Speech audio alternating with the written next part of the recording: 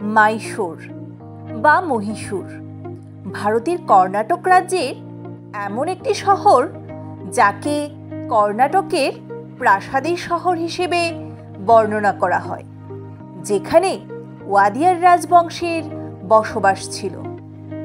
এই মহীশূর প্রাসাদ, যা আম্বাবিলাস প্রাসাদ নামেও পরিচিত, এটি কর্ণাটকের মহীশূর শহরের একটি ঐতিহাসিক প্রাসাদ। অলঙ্কৃত ছাদ, ভাস্কর্যযুক্ত স্তম্ভ, জটিলভাবে খোদাই করা দরজা, রত্নখচিত সিংহাসন এবং এই প্রাসাদের উপর 5 তলা টাওয়ার রয়েছে। এই স্থানের ইতিহাস প্রাক্তন মহীশূর রাজ্যের ওয়াদিয়ার রাজবংশের সাথে ঘনিষ্ঠভাবে জড়িত। 1399 সাল থেকে এই ওয়াদিয়ার পরিবারটি এই অঞ্চল শাসন করে, যদিও ধারণা করা হয় যে প্রাসাদটি মূলত 1574 সালের পরে নির্মিত হয়েছিল।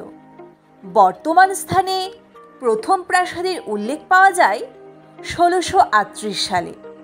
1793 সালে টিপু সুলতান নতুন শহর নজরবাদের জন্য প্রাসাদটি ভেঙে ফেলেন এবং 1803 সালে নতুন কাঠের কাঠামো তৈরি হয়।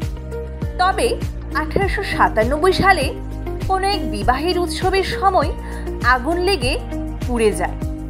তৎকালীন রানী রিজেন্ট ব্রিটিশ ভারতীয় স্থপতি হেনরি আরউইনকে একটি নতুন প্রাসাদ নকশা করার দায়িত্ব দেন এবং বর্তমান এই প্রাসাদের কাজ 1912 সালে সম্পন্ন হয়।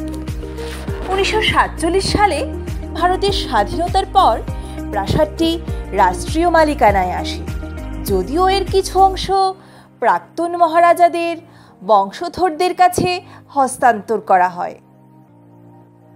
মহীশূর প্রাসাদ বর্তমানে একটি মিউজিয়াম এবং পর্যটকদের প্রধান আকর্ষণীয় স্থান। এছাড়া প্রতি বছর এই প্রাসাদে দশেরা উৎসব পালিত হয়। এই প্রাসাদ একটি চিত্তাকর্ষক ঐতিহাসিক প্রাসাদ। এর অসাধারণ স্থাপত্য এখনও দেশের লক্ষ লক্ষ পর্যটককে আকর্ষণ করে। আমি যখনই এর ভিতরে পা রাখলাম, এর সৌন্দর্য এক অন্য মাত্রায় পৌঁছে যায়।